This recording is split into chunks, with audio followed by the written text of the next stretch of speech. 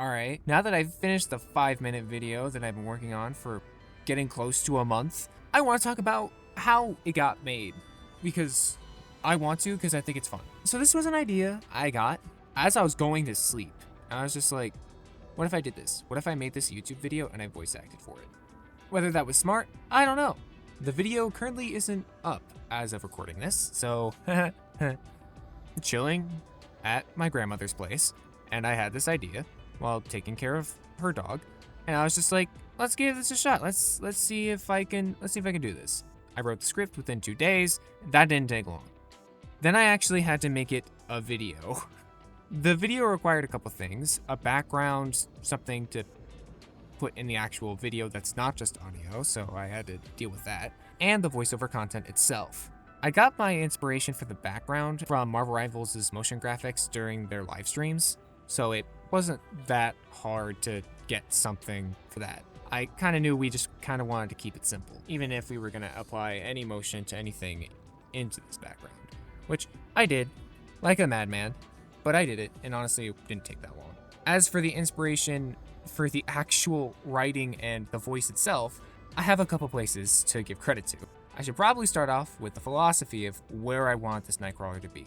He came from the circus, and he is a Catholic Christian specifically. I have experience with the Christian belief system.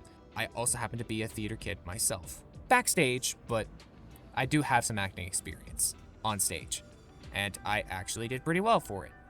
So I would like to think I know somewhat of how to act. Anyway, as for my structure inspiration and how narratively I would try to write this Nightcrawler specifically, Lootward's video for Jubilee was very important because it gave me a basis to go off of how much I actually needed to write and what nature kind of I should go for, what I should change for me to feel comfortable and actually feel like I'm doing something that could be considered unique, as well as following somewhat what Marvel Rivals has done in the past when writing the dialogue.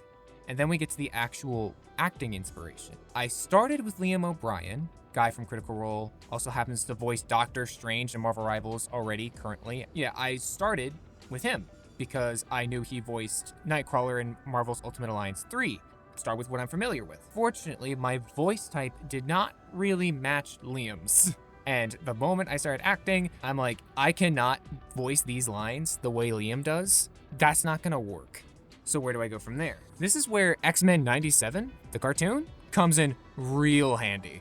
He, Nightcrawler, is voiced by Adrian in that cartoon series, and that gave me something to work with, especially considering his vocal type is similar to mine. Obviously, his register is lower than mine, but it's something I could work. I'm not against pitching my voice lower. So I have my inspirations. For videos specifically of X-Men 97, for when Kurt is fighting and being aggressive, one being a charismatic goofball full of whimsy, and some moments where he is just a supportive friend or a priest-like individual giving people hope for the future.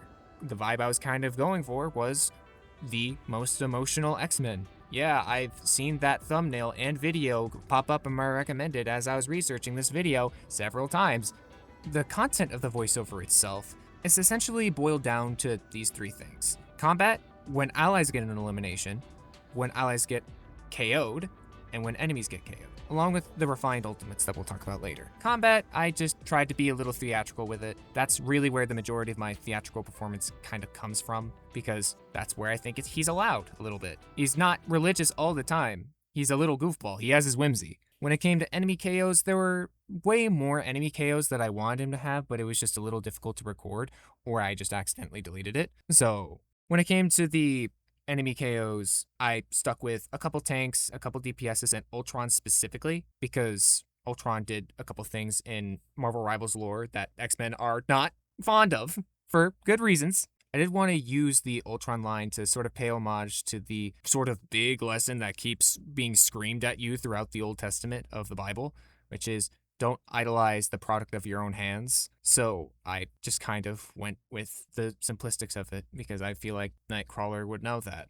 The ally elimination earned in the KO and the enemy KOs, Like when you're when you're killing the X-Men or you see your fellow X-Men fall around you, that's where I try to lean further in towards the priest-like supportive friend Nightcrawler. But I think in a fight, he's not going to be snarky, whimsical, theatrical man. He fights with honor in fights. So if one of his mates go down, he's not going to be happy about it.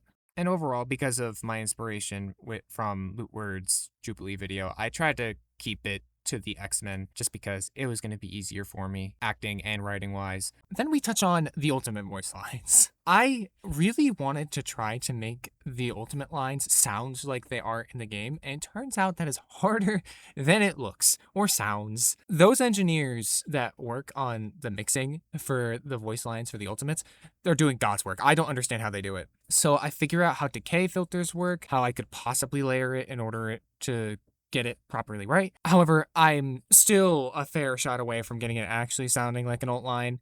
It probably doesn't help that I couldn't actually scream for the enemy voice line because I kept peeking, but that's neither here nor there. I tried my best, and sometimes you fail. The ally voice line, I just settled for a decay filter on top of it because that's close enough to that little radio effect when the ally voice line pops. But for the enemy voice line, I tried my darndest. I did, and it sounds okay. So I hope you guys enjoyed that, and it gave you chills. And I mean, that really summarizes it. I don't need to exactly go into the nitty-gritty detail of each line. That's way too long anyway. If you guys want to hear the lines for yourselves, go watch the 5-minute video or tell me down below if you want shorts involving it. I'd be happy to cut these up into little categories for shorts. That is easy content for me at this point. Shorts aren't that hard to make. I subscribe, and that's checkmate.